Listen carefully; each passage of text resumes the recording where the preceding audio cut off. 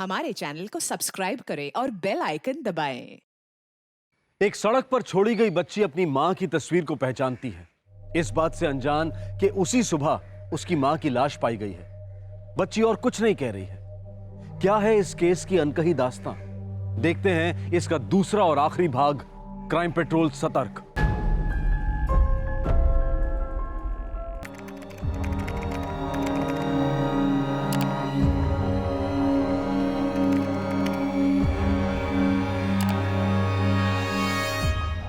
साहब, Mumbai municipal area में कम से कम 542 मोरे रजिस्टर है। उनमें कोई संभाजी मोरे या देवकी मोरे? 2 मिनट थांबा साहब। नहीं सर, वोटर लिस्ट में कोई भी देवकी संभाजी मोरे रजिस्टर्ड तो नहीं है। मैं एक काम करता हूँ सर, जितने मोरे रजिस्टर्ड है मैं उनकी लिस्ट आपको दे देता हूँ। गोडबोले साहब, सर्च को मुंबई के बाहर ले जाएं तो हो सकता है विक्टिम आउट ऑफ स्टेशन से थी। पुणे, सांगली, सतारा, नासिक ट्राई करें क्या? वैसे जरूरी नहीं बड़ा शहर ही हो, कोई छोटा गांव भी तो हो सकता है। मतलब ये है कि हमें पूरे महाराष्ट्र की लिस्ट निकालनी पड़ेगी। मुंबई में तो स्कैनिंग का काम चल रहा है, लेकिन साथ ही साथ हमें पूरे महाराष्ट्र की लिस्ट को स्कैन करना पड़ेगा। पण साहब, इसमें थोड़ा टाइम लगेगा। लेकिन जितना जल्दी हो सके उतना जल्दी कीजिए गोडबोले साहब। इस औरत के बारे में हमें पता लगाना ही है।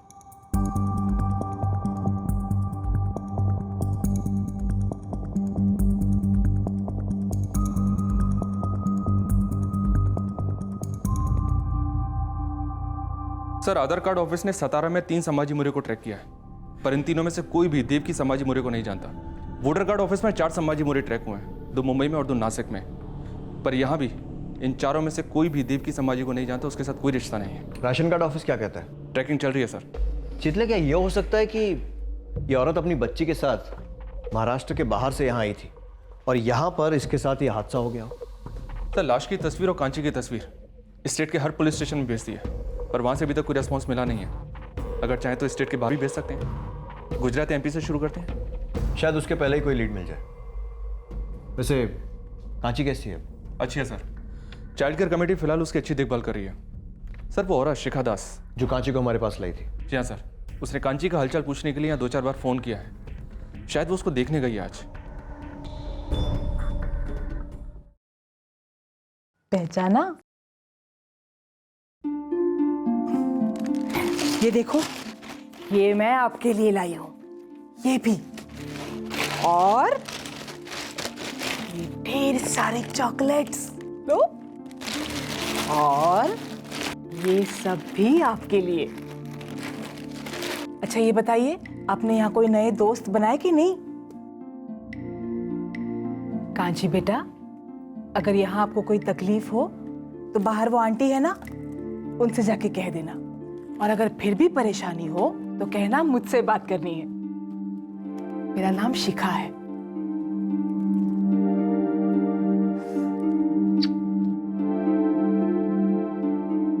जुबान से एक शब्द नहीं निकलता इसकी, लेकिन आंखें कितनी सारी अनकही बातें कह जाती हैं। उसकी माँ का कत्ल हुआ है ना? जी, और हो सकता है कि कांची ने कुछ देख लिया हो, शौक में हो। आप फिक्र मत करिए, यहाँ पर हम उसकी अच्छे से देखभाल करेंगे। अगर मैं कुछ कर सकूं तो प्लीज प्लीज मुझे बुलाइएगा। लगता है आपको लगाव हो गया है उससे। जी।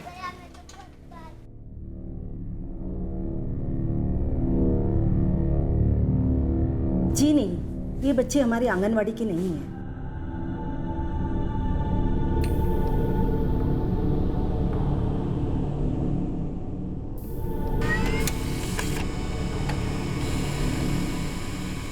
सर, वो कचरा डंप का एरिया जहाँ देवकी संभाजी मोरे की लाश मिली थी, कत्ल की रात उस इलाके में तकरीबन 2000 सेल फोन्स एक्टिव थे।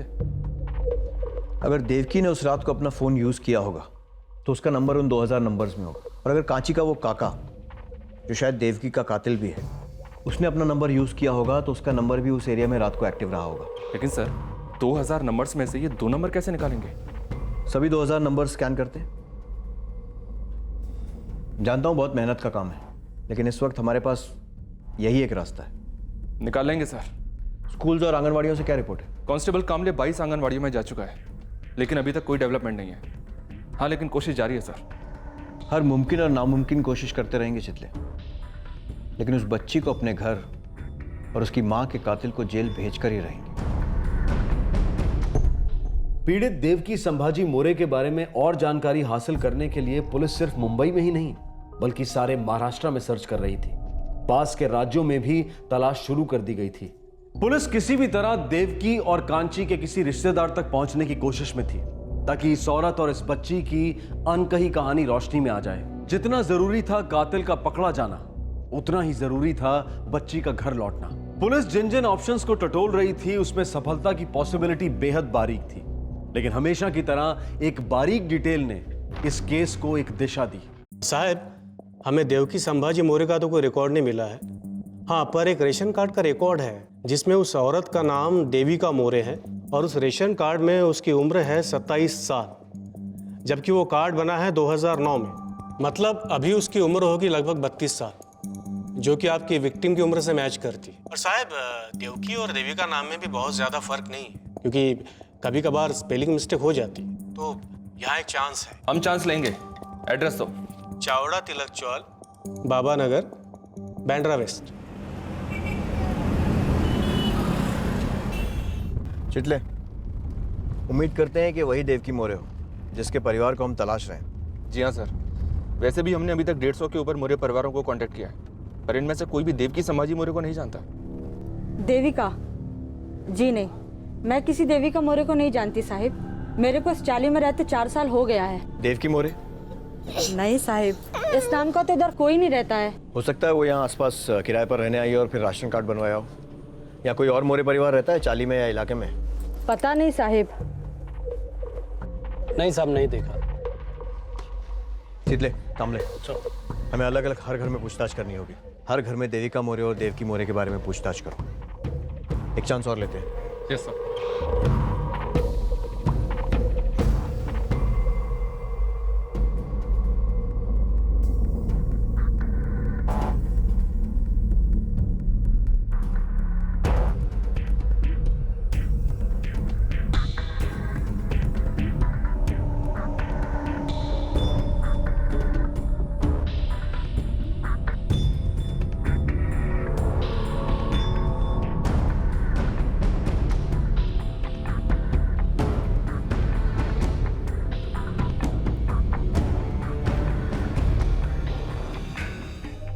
मुंबई की भीड़ में एक देविका मोरे को तलाशा जा रहा था। राशन कार्ड में नाम था देविका मोरे और पुलिस ढूंढ रही थी देवकी मोरे को।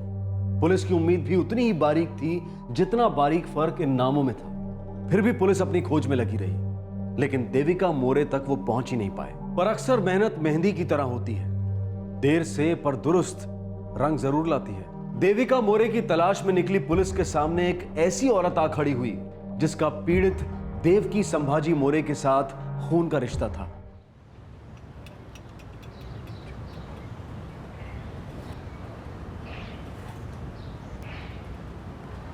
ओ आजी, यहाँ पर कोई देविका मोरे रहती है क्या? नहीं। ये अरे ही तर माझी देवकी आहे. देवकी? आपकी देवकी? हो रे बाबा, ही माझी देवकी आहे, मेरी सगळी पोती. और ये? अरे ही तर देवकीची मुलगी आहे कंचन, मेरी परपोती. इसको कांची भी बुलाते हैं? हाँ. चितले, सर्च कॉल ऑफ कर दो। हाँ, मुझे देवकी की दादी मिल गई। ऐसी कैसी फोटो है? ये सोई हुई तो नहीं लग रही ना? जी नहीं, सोई नहीं है, मर चुकी। 4 दिन पहले हमें इनकी लाश मिली और तब से हम इनके किसी रिश्तेदार को ढूंढ रहे थे, और आज आप हमें मिली हैं। काय झालं है? आपके साथ रहती थी? नहीं, आखिरी बार मैं उससे 2 साल पहले मिली थी। उसका घर कहाँ है? मुझे नहीं मालूम, शायद मेरी बहू कविता को मालूम होगा। आप अपनी पोती और बहू के ज़्यादा नज़दीक नहीं थी? नहीं, मेरा बेटा आलोक मेरी बहू कविता से अलग हो गया था। फिर कविता ने दूसरी शादी कर ली, किसी मुस्लिम के साथ की, क्या गुलाम अली या ऐसे कुछ नाम था। देवकी ने भी शादी कर ली, तलाक भी ले लिया। फिर उसने संभाजी मोरे से शादी की। मैं उसके पति को कभी नहीं मिली। और आपका बेटा आलोक, वो कहाँ है? पूना गया है किसी काम से। और देवकी की माँ कविता, वो अंधेरी ईस्ट में ख्वाजा नगर में रहती है। आपके पास कविता का नंबर है? जो बहू सास से 16 साल पहले अलग हो गई हो, उस बहू का नंबर होगा सास के पास? ठीक है, अपने बेटे आलोक का नंबर दीजिए।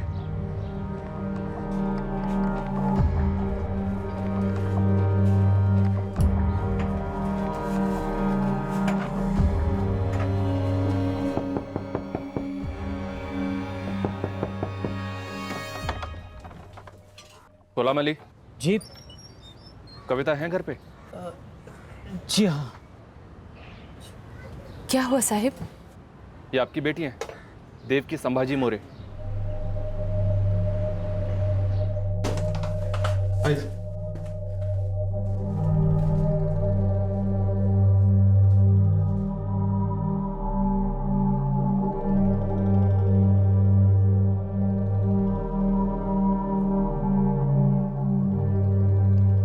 हाँ साहब,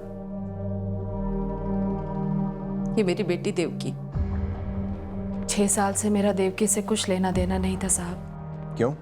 मेरे लाख मना करने के बावजूद उसने उस नालायक बेवड़े शंभाजी से शादी कर ली थी। अपनी इकलौती बेटी को खोया है आपने, लेकिन आपको देखकर लगता नहीं कि आपको कोई खास दुख हुआ है। सिर्फ सीना पीट कर आंसू बहाना दुख कब से होने लगा। दिल तो मेरा सिसकियां ले रहा है। 6 साल से मुश्किल से 6 बार मिली मैं उससे। देव की बेटी थी मेरी, वो भी इकलौती। और आपकी इकलौती नातिन, देवकी की इकलौती बेटी, उसे सड़कों पर भटकने के लिए छोड़ दिया था शायद देवकी के कातिल ने। हम देवकी के पति संभाजी को ढूंढ रहे हैं। मैं उससे कभी मिली नहीं साहब, सिर्फ सुना है उसके बारे में। 1 नंबर का बेवड़ा था, रोज दारू पीता था। मेरी बेटी की असली मौत तो उससे शादी करके ही हो गई थी। इसे मिलेगा कहाँ ये संभाजी मोरे? कहाँ मिलेगा ये तो मालिक जाने साहब, पर मेरी बेटी यही अंधेरी ईस्ट में विधि चौल में रहती थी। देवकी का कोई फोन नंबर था? हाँ है। आइए सर, बस थोड़ा ही आगे सर। साहब, ये सांबाजी बेवड़े का घर।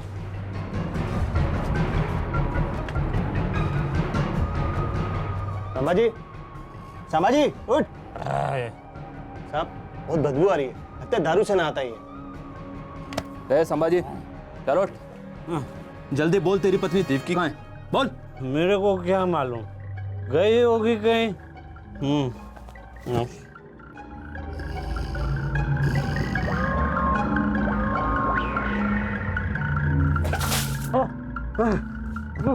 क्या हुआ? क्या हुआ?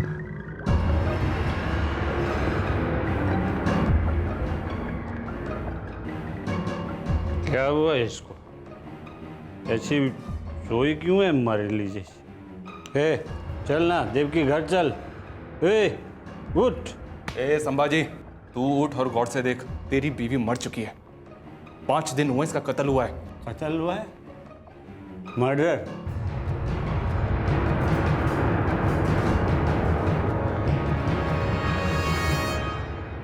साहब, कुछ दिन पहले घर से निकल गई थी, फिर लौटी ही नहीं। और पुलिस में रिपोर्ट लिखाने की फुर्सत तो तेरे पास होगी नहीं, क्योंकि तू तो पीने में बिजी होगा। पुलिस स्टेशन जाकर मैं अपनी इज्जत काय को उतारता साहब? उसका तो रोज का था। कुछ दिनों के लिए घर छोड़ के चली जाती थी, फिर आ जाती थी। किसके पास जाती थी देवकी? ये जानकर मैं अपना दिल खट्टा क्यों करता साहब? वैसे भी हम दोनों के बीच में सब कुछ खल्लास हो चुका था। कभी कोई काम धाम किया है जिंदगी में? हाँ सर, मैं मजदूर था, बिल्डिंग लाइन में काम करता था, लेकिन इस दारू ने साली वाट लगा डाली। और दारू के पैसे कहाँ से आते थे? देवकी से? हाँ, वो घरों में काम करती थी। उसको जब भी दारू के लिए पैसा मांगता था बहुत रो रो के देती थी, और इसी बात में हम दोनों के बीच में बहुत मचमच होता था। वो घर छोड़ के चली जाती थी। मैं भी ढूंढता नहीं था साहब उसको। जब उसका मूड करता था वापस आ जाती थी। इसको पहचानता है या उसके लिए भी 2 घूंट लगेंगे? कांची, बाबा,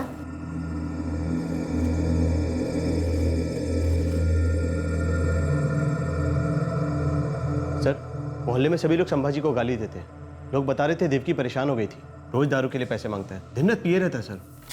सर, मुझे नहीं लगता संभाजी का इसमें कोई हाथ है। खुद ठीक से खड़ा नहीं हो पाता नशे में, वो किसी की जान क्या लेगा? चितले, हमने देवकी के सारे रिश्तेदारों को ट्रेस किया है। उसकी माँ, उसकी दादी, उसका पति संभाजी, सिर्फ उसके बाप आलोक से मिलना बाकी है। कल आ रहा है पूना से। इतने सारे लोग ट्रेस हुए हैं, लेकिन किसी का भी देवकी के कत्ल से कोई कनेक्शन नहीं दिख रहा है। जी हाँ सर, अभी तक तो नहीं। मुझे लगता है कि हमें उन सभी के कॉल रिकॉर्ड्स निकलवाने चाहिए। वैसे भी हमारे पास उस रात के सारे फ़ोन नंबर्स हैं जो उस कचरा डंप के एरिया में थे। करेक्ट। देवकी के सारे रिश्तेदारों के कॉल रिकॉर्ड्स निकलवाओ और देवकी की बॉडी संभाजी को सौंप दो क्रियाक्रम के लिए। और कांची सर? कांची को भी। संभाजी बाप है उसका। सर उससे कहो कि चाइल्ड केयर कमेटी से कांची की कस्टडी ले ले। सर, संभाजी कह रहा है वो कांची की जिम्मेदारी नहीं ले सकते। क्या? एक बच्ची को भी ढंग से संभाल नहीं सकता? क्यों? मुश्किल से तो पी पाता हूँ साहब। पहले कुछ काम धंधा ढूंढ लेता हूँ, उसके बाद उसको आके ले जाऊँ। तब तक आप ही लोग संभालो उसे। देवकी की माँ कविता से बात करो, कांची को एक घर की जरूरत है। Yes sir. देवकी की बॉडी ले जा, उसका अंतिम संस्कार कर दे। कहीं फोकट में हो जाएगा तो कर दूंगा सर। मेरे पास तो क्वार्टर के लिए भी पैसा नहीं है। इसके साथ जाओ और देवकी का अंतिम संस्कार कर, और इसके हाथ में एक भी पैसा मत देना। समझ गया सर। चल चल रे।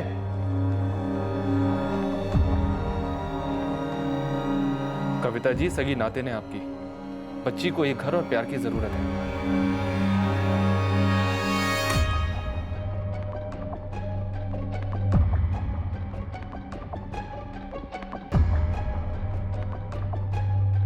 सर, देवकी की मां कविता ने भी कांची की जिम्मेदारी लेने से मना कर दिया। वो कहती है कि जब उसने देवकी से नाता तोड़ दिया तो उसकी बच्ची के साथ नाता जोड़ने का कोई मतलब नहीं बनता। ऊपर से उसकी अपनी जिंदगी है, उसके दूसरे पति गुलाम अली के साथ। तो कविता की सास देवकी की दादी सावित्री तांबे, उनसे पूछो। पूछा है सर। वो कहती है कि वो बहुत बूढ़ी हो चुकी है, इतनी छोटी बच्ची की जिम्मेदारी वो नहीं संभाल पाएगी। और देवकी का बाप आलोक, उसने भी मना कर दिया। अभी तक उससे बात हुई नहीं है। वैसे वो कल पहुंच रहा है मुंबई। मुझे लगता है वो भी मना कर देगा। छितले, जब इंसानियत की हालत खुद इतनी पतली हो चुकी है तो खून पानी से गाढ़ा कैसे हो सकता है? साहब, देवकी मेरा खून था, सगी बेटी थी मेरी। हिल तो गया हूं साहब मैं, पर सच बोलूं, मैं माँ बेटी दोनों को भुला चुका हूं। जब कविता मेरे को छोड़ के गई थी ना, तो देवकी भी उसके साथ चली गई थी। 14 साल की थी। अपनी माँ की तरह उसने भी अपने पहले पति को छोड़ दिया था और उस संभाजी बेवड़े के साथ उसने शादी कर ली थी। माँ बेटी दोनों को सही और गलत की समझ ही नहीं थी साहब। यहाँ कोई दूध का दूल्हा नहीं है आलोक तांबे। सच ये है कि तुम्हारी बेटी देवकी का कत्ल हुआ है। किस कमीने ने उसके साथ ऐसी हरकत की साहब? जोश से कुछ नहीं होने वाला तांबे, मामला होश का है। तुम्हारी नातिन कांची, उस बेचारी ने पता नहीं क्या क्या देखा है और क्या भुगता है। उसे देखभाल की जरूरत है। साहब, मैं खुद 50 के ऊपर का हो चुका हूँ और अपनी बूढ़ी आई को संभाल रहा हूँ। अब और एक जिम्मेदारी नहीं उठा सकता साहब। एक छोटी सी बच्ची पूरे परिवार के लिए बोझ बन गई है।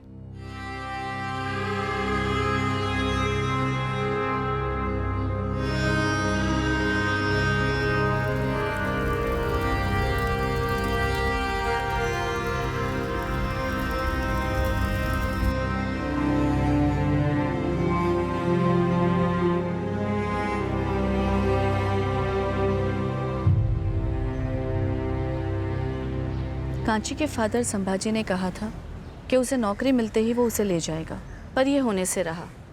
He is an alcoholic. और बाकी की फैमिली? उसके नाना नानी ने भी हाथ खड़े कर दिए और दूसरा कोई नहीं फैमिली में। तो फिर कांची यही रहेगी। आखिरकार देवकी संभाजी मोरे के परिवार वालों का पता चल गया था और किसी अपने के हाथों उसकी लाश का अंतिम संस्कार हुआ था। लेकिन उसकी 5 साल की बेटी कांची अभी तक बेघर थी और सबसे बड़ा सवाल था कि देवकी का कातिल कौन था और उसका कत्ल क्यों हुआ।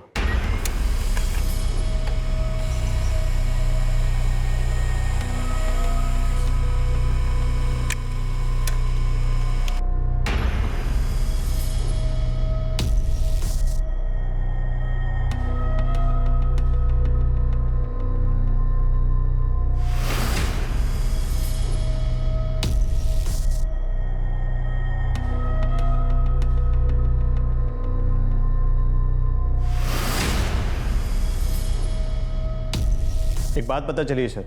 क्या कामले? सर मोहल्ले में खुसुर फुसुर थी कि देवकी भी पीती थी। ये एक नया एंगल है। और एक एंगल है सर, कत्ल की रात को देवकी का फोन कचरा डंप पे ऑफ हुआ।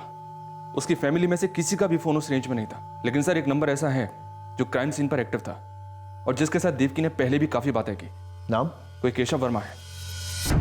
हो सकता है ये केशव वर्मा ही देवकी का कातिल हो। सर कहानी में एक और ट्विस्ट है। क्या? ये कविता अली के कॉल रिकॉर्ड्स हैं। इस केशव वर्मा ने कविता के साथ भी काफी बातें की है।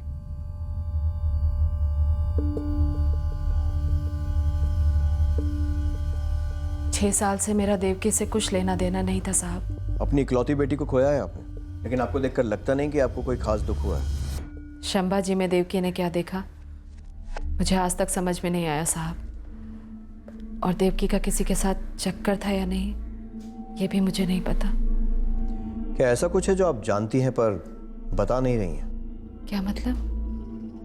केशव वर्मा कौन है? केशव वर्मा? जी हाँ, केशव वर्मा।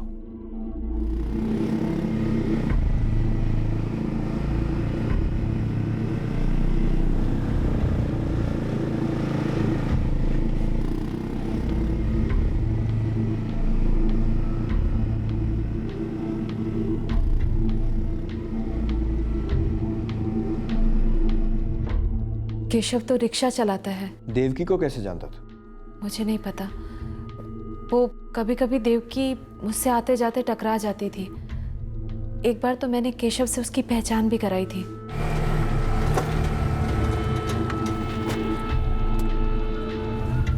कल कब निकलोगी? इसी वक्त। क्यों पूछ रहा है तू? कल भी तो आऊँगा लेने।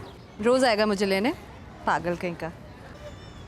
अरे देवकी, अरे आई, कैसी है बेटी तू? मैं ठीक हूँ, तू कैसी आहेस? बस चल रहा है। और तू बता, वो तेरा बेवड़ा कुछ काम वाम कर रहा है या नहीं? छोड़ना आई वो सब। ये आपकी बेटी है ना कविता जी? आपसे कई बार जिक्र सुना है। हाँ केशव, ये मेरी इकलौती बेटी है देवकी।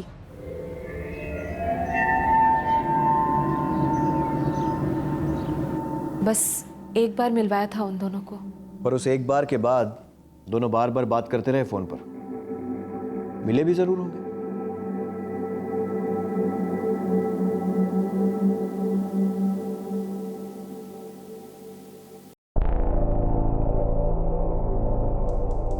सर देवकी और केशव वर्मा का आपस में क्या कनेक्शन था ये पता लगना बाकी है, लेकिन उसकी माँ कविता का केशव वर्मा के साथ तगड़ा कनेक्शन है। कैसा कनेक्शन? वही लूज कनेक्शन साहब जो हर दूसरे केस में शौक देता है। जब जब कविता का पति गुलाम अली काम पर जाता है तब तब ये केशव वर्मा कविता के साथ घर पे होता है। मुझे पक्का लग रहा है कि इस केशव वर्मा का देवकी के कत्ल में हाथ है। सर इस केशव वर्मा का एड्रेस मिल गया है। ये अंधेरी ईस्ट में अपने ताऊ सोमनाथ के साथ ही रहता था। रहता था मतलब? 13 जुलाई को अपना ऑटो बेचकर मुंबई के बाहर चला गया।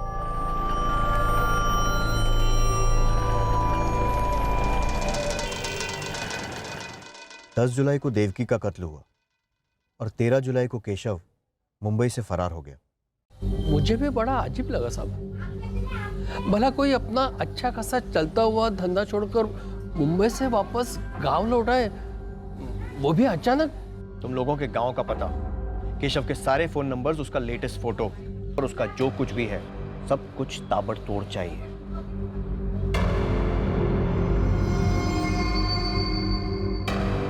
नाम केशव बलराम वर्मा है। इसके बीवी और बच्चे छत्तीसगढ़ में हैं। केशव वहां पहुंच गया होगा। मैं इस केशव की एक तस्वीर और इसकी सारी डिटेल्स आपको फैक्स कर रहा हूं।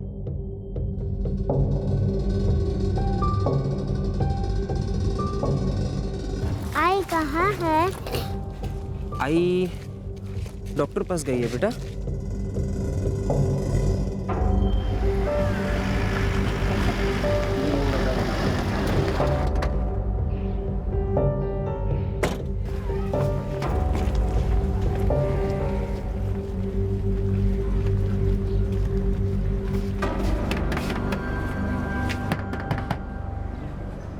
हाँ सर, बच्ची ने पहचाना इसे। यही है वो काका जिसने काची को कहा था कि उसकी आई डॉक्टर के पास गई है। मतलब हम लोग सही ट्रैक पर हैं और केशव वर्मा की गिरफ्तारी ही इस केस को क्लोज करवाएगी। ये केशव की पत्नी बोल रही है कि केशव आया तो था लेकिन अभी अपनी बहन के घर गया है। और केशव की बहन रहती कहाँ है? रायपुर में।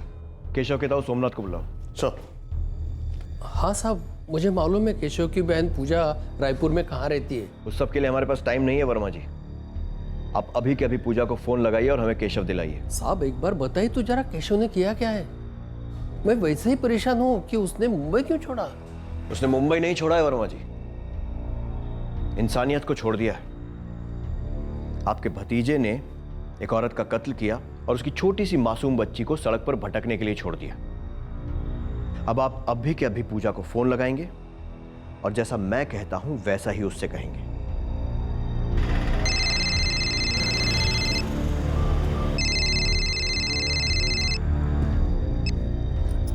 प्रणाम ताऊ जी।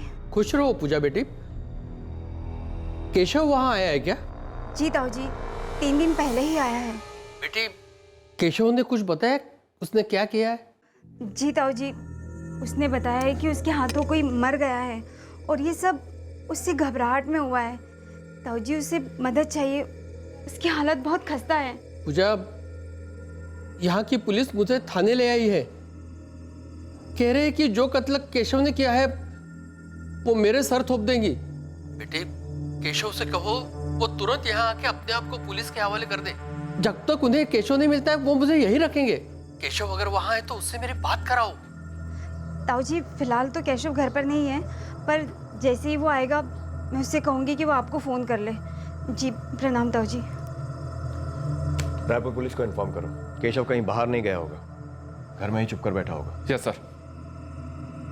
साहब क्या आप सचमुच मुझे यही रखेंगे? जी हाँ सोमनाथ जी, जब तक कातिल नहीं पकड़ा जाता हम लोग कोई चांस नहीं ले सकते। मुझसे बहुत बड़ी गलती हो गई पूजा, और ये सब उस गोपाल की वजह से हुआ है। गोपाल को तू जानती है ना, मेरा दोस्त। केशव, माँ बाबा के जाने के बाद ताऊ जी ही हमारे लिए सब कुछ रहे हैं। उन्होंने हमारे लिए कितना कुछ किया है। मुंबई में तुम्हें संभाला, मेरी शादी भी उन्होंने ही करवाई, और वो आज हमारी वजह से मुसीबत में है। नहीं केशव, तुम आज ही मुंबई चले जाओ और अपने आप को पुलिस के हवाले कर दो। खुद को बचाने के लिए मैं मुंबई से यहाँ भाग आया। मुझे लगा तुम मेरी मदद करोगी। मैं तुम्हारी मदद जरूर करती, पर अब मामला बहुत उलझ गया है केशव।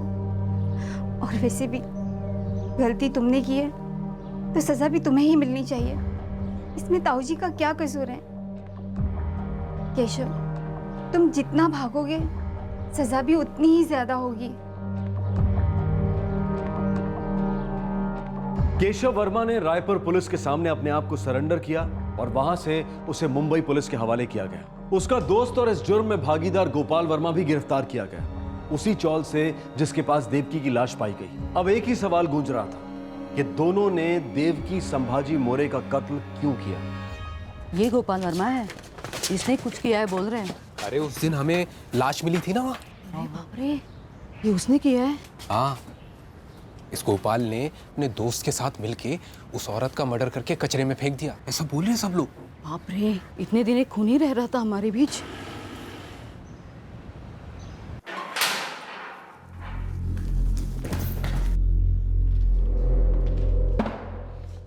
ले, तेरा साथी भी पकड़ा गया।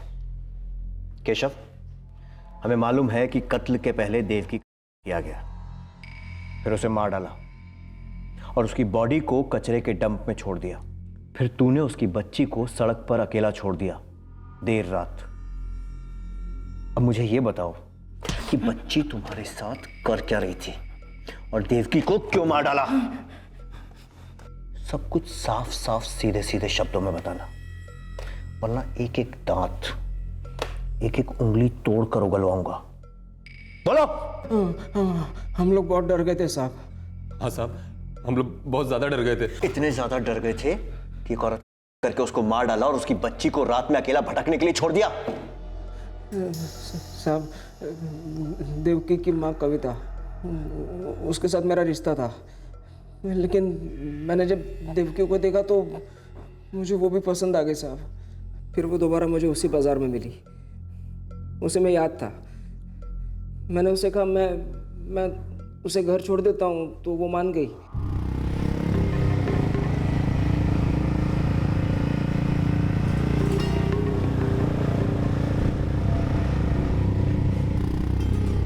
फिर हम मिलने लगे और उसने बताया कि उसके शराबी पति के साथ उसकी ज़िंदगी कितनी बर्बाद हो गई है।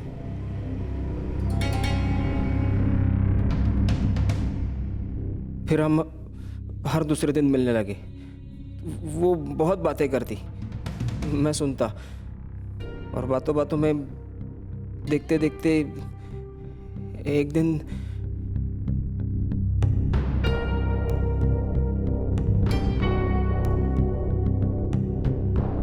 दिन हम एक हो गए साहब। हमारे बीच संबंध बन गए और फिर उसके बाद हर रोज मिलने लगे। और कविता के साथ? माँ बेटी दोनों के साथ चल रहा था साहब। देवकी ना तो कोई मांग करती, ना तो कोई सवाल पूछती, बस 2 घूंट मारे फिर ऐशी ऐश। तो मार क्यों डाला उसे?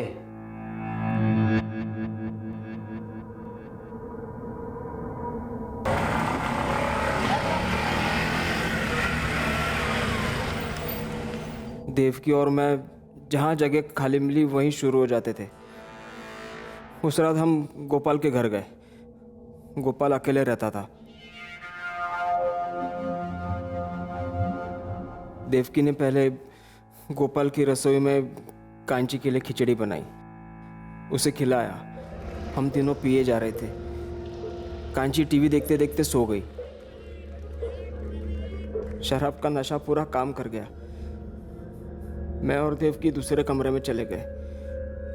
जिस्म का संबंध हमारे बीच की असलियत थी साहब।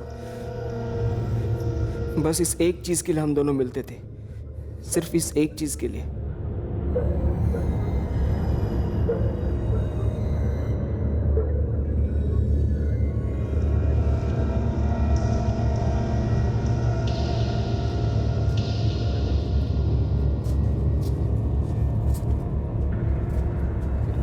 केशव, अगर तुझे एतराज ना हो तो मैं भी अंदर वाली शराब थोड़ा सा पी लूँ। बहुत दिनों से नहीं है कि यार मन कर रहा है, जाने देना।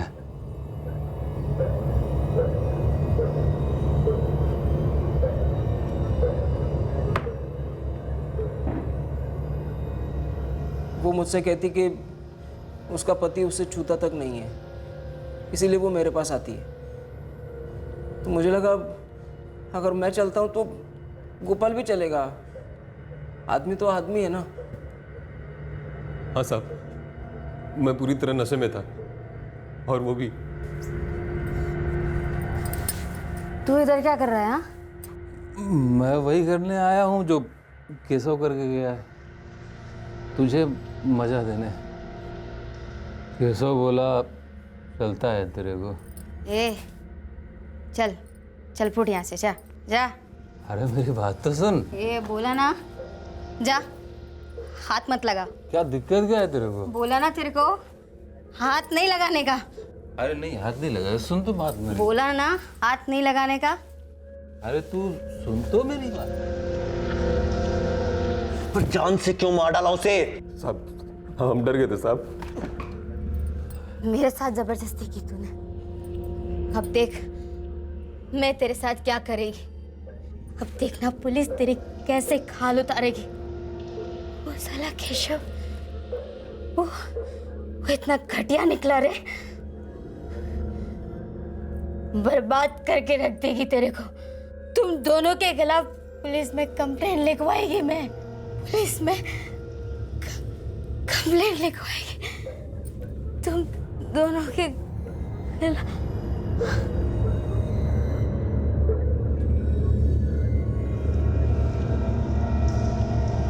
क्या? हाँ यार, वो मना कर रही थी और मैंने ज़बरदस्ती कर दिया। अभी कह रही है पुलिस में जाएगी वो। नहीं देख, वो ऐसा कुछ नहीं करेगी। अरे यार वो बार बार यही बोल रही थी, वो गाली गलौज कर रही थी। उसने कहा कि वो तुझे भी पुलिस के हवाले करेगी। सोच अगर सच में किया तो। तुझे जबरदस्ती नहीं करनी थी ना। चल छोड़। मैं कल सुबह उससे माफी मांग लूंगा। हाँ चल आजा, सोते अब। चल छोड़। केशव, अगर हम सोते रह गए और वो सुबह पुलिस ले आई तो यार कहीं के नहीं रहेंगे फिर हम। अभी गोपाल मरवा दिया अभी तूने।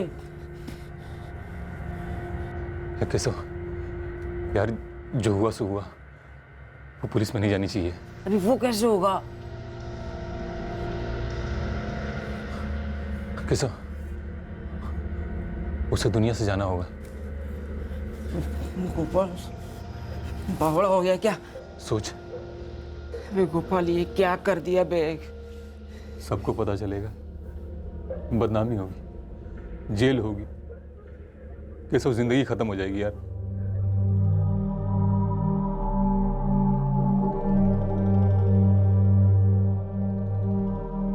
साहब हम दोनों ने बहुत पी रखी थी, होश का एक बूंद भी नहीं था हमारे अंदर, बस डर का भूत सवार था। मार डाला हमने देवकी को।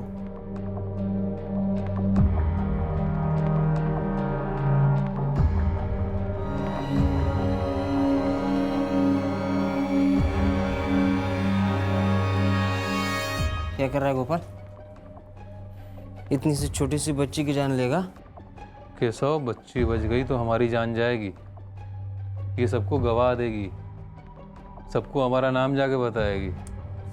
अरे इतनी छोटी सी तो है, खुद का नाम तो बोल नहीं पाती, हमारा नाम क्या बोलेगी? और वैसे भी उसने कुछ देखा भी तो नहीं है। तो तू क्या करेगा इसके साथ? इसको गोद लेगा? वो सब छोड़, तू लाश का सोच। इस बच्ची को मैं देख लूँगा। हमने देवकी की लाश को वहीं पास कचरे के ढेर में फेंक दिया। हमने सोचा वो यहाँ की नहीं है तो उसे कोई पहचानेगा भी नहीं। उसके सारे जेवर भी उतार लिए।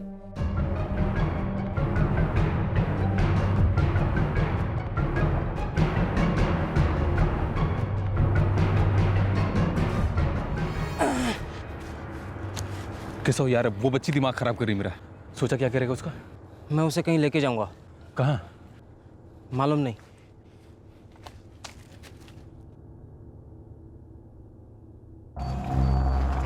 साहब मुझे बच्चे को जान से नहीं मारना था, इसीलिए मैंने उसे सड़क पर ऐसे छोड़ दिया। बिना किसी शराब या इस झूठे डर के भी तुम दोनों ऐसा ही करते, या शायद इससे भी कुछ घटिया करते।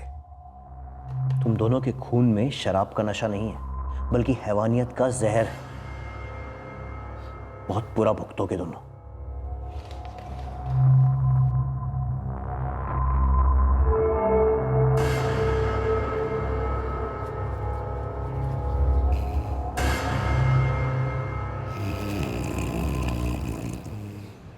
सेम टू सेम हालत साहब, फुल टू टून। पानी मारो। कौन? संभाजी, तेरी बेटी अभी भी चाइल्ड केयर कमेटी के पास है। तुझे अभी तक कोई काम मिला या नहीं? नहीं मिले साहब, नहीं मिले। साहब इतनी दारू पीता है, कौन इसे काम देगा? मेरा कोई भरोसा नहीं है साहब। काम मिला, बच्ची को घर पे ले आया, हफ्ते भर बाद नौकरी चली गई तो साहब मैं आपके आगे हाथ जोड़ता हूँ साहब, बेटी की जिम्मेदारी मुझ पर मत डालो साहब। मेरे पास कुछ भी नहीं है, कुछ भी नहीं है साहब। जी नहीं शिखा जी, संभाजी कांची की कस्टडी लेने से मना कर रहा है, और हमें भी लगता है कि बच्ची को उसके पास भेजना गलत होगा। तो क्या कांची अनाथाश्रम जाएगी? लगता तो ऐसे ही है। अगर सड़क पर रहेगी तो या तो कोई भिखारियों की टोली उठा लेगी या फिर कोई ट्रैफिकर्स। शिखा, उस बच्ची का कुछ ना कुछ इंतजाम हो जाएगा, तुम टेंशन मत लो। वो बच्ची है जय, एक जिंदगी है, और बच्चों के साथ कुछ ना कुछ के बजाय क्या कुछ बहुत अच्छा नहीं हो सकता?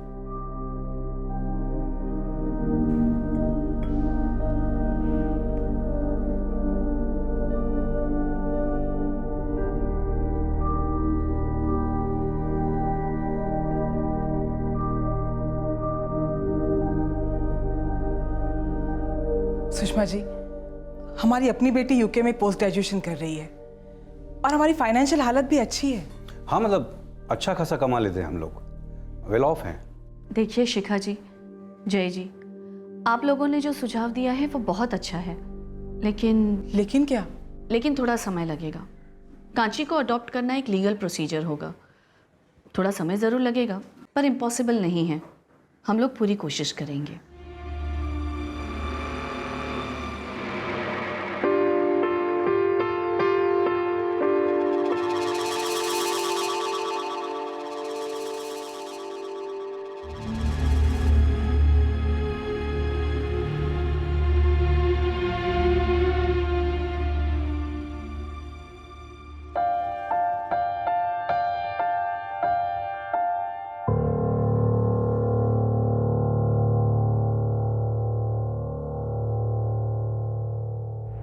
जयप्रकाश और शिखा दास इस वक्त लीगल प्रोसीजर फॉलो कर रहे हैं ताकि वो 5 वर्षीय कांची को अपना नाम दे सकें, एक घर दे सकें, एक नई जिंदगी दे सकें। फिर एक बार साबित हुआ है कि इन बेरहम बड़े शहरों में इंसानियत और ममता अब भी जिंदा है। केशव वर्मा और उसके दोस्त गोपाल वर्मा पर आईपीसी की धारा 302 के तहत मर्डर के लिए, 201 के तहत सबूत मिटाने के लिए और धारा 34 के तहत कॉमन इंटेंशन के चार्जेस लगाए गए हैं। दोनों इस वक्त जुडिशियल कस्टडी में हैं। मुजरिमों ने डर और नशे पर अपना गुनाह थोपने की नाकाम कोशिश की। जिसे वो डर कह रहे थे वो दरअसल उनका स्वार्थ था, उनके अंदर की मरी हुई इंसानियत का सबूत था। इतनी आसानी से किसी की जान लेना और फिर एक बच्ची को इतने बड़े खतरे में डालना, ये कोई डर की वजह से नहीं बल्कि सिर्फ हैवानियत की वजह से करता है। और इन दोनों को लगा कि वो कानून को मात दे पाएंगे, जो कभी नहीं होता और ना ही कभी होगा। पुलिस की भूमिका हमेशा की तरह इस केस में भी सराहनीय रही। उन्होंने बिना रुके लगातार पीड़ित औरत का बैकग्राउंड खोज निकाला, उसके परिवार वालों को ट्रेस किया और आखिरकार दोनों मुजरिम पकड़े गए। फिर से एक बार यह साबित हुआ कि क्राइम नेवर पेज। आपसे फिर मुलाकात होगी क्राइम पेट्रोल सतर्क में एक और नए केस के साथ। तब तक अपना ख्याल रखें, सुरक्षित रहें और याद रखें, हर उपलब्धि की पहली सीढ़ी है इच्छा करना। सही वक्त, सही कदम, सतर्क रहें। जय Hind. For more updates, subscribe to our channel, click the show links and enjoy watching the videos.